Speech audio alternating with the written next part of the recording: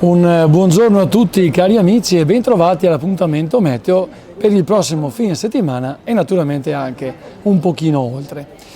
Dunque, dopo un periodo molto lungo, quindi tutto il mese di maggio e buona parte della metà del mese di giugno, con piogge, temporali, temperature basse e quant'altro, che ha sensibilmente cambiato la situazione siccitosa a cui stavamo andando incontro, quindi direi provvidenziale, andiamo verso una fase estiva ben contraddistinta dal primo innalzamento subtropicale verso il nostro paese.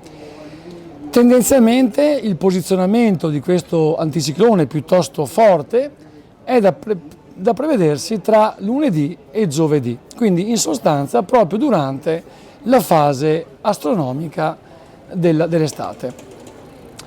Come si comporteranno quindi le giornate prossime venture?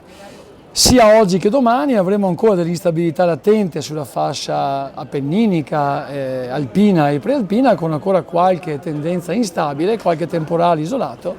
Farà molto più caldo invece lentamente sulle zone pianeggianti, specie quelle interne.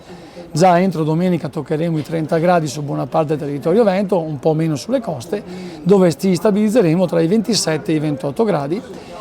Avremo però in questo frangente temperature alte, tempo bello e stabile, ma ancora con assenza di umidità elevata nei bassi strati.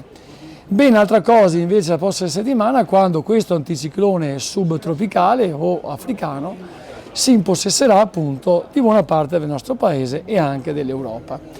La cresta dell'anticiclone viene vista, diciamo, nella sua massima espansione tra mercoledì e giovedì, dove buona parte del paese si porterà sopra i 30 gradi, farà molto caldo sulla parte tirrenica e la Sardegna, dove avremo termiche vicine ai 35 gradi. Quindi la prima fase di caldo africano dell'estate 2023. Quanto durerà? Probabilmente durerà almeno fino al 24-25 del mese, quindi tutto sommato tutta la prossima settimana. Le dinamiche di questa nuova formazione subtropicale le vedremo nella prossima settimana. Una cosa quindi possiamo dire è che questo fine settimana ci traghetterà tutti nella piena estate. Con questo voglio dire una cosa, puntualizziamo che non è proprio questa l'estate mediterranea che noi dovremmo avere, perché gli anticicloni africani ovviamente non sono nelle dinamiche atmosferiche del nostro, diciamo, del nostro clima temperato, continentale, chiedo scusa, ma tant'è che negli ultimi anni queste sono, diciamo, le situazioni che si vengono a creare.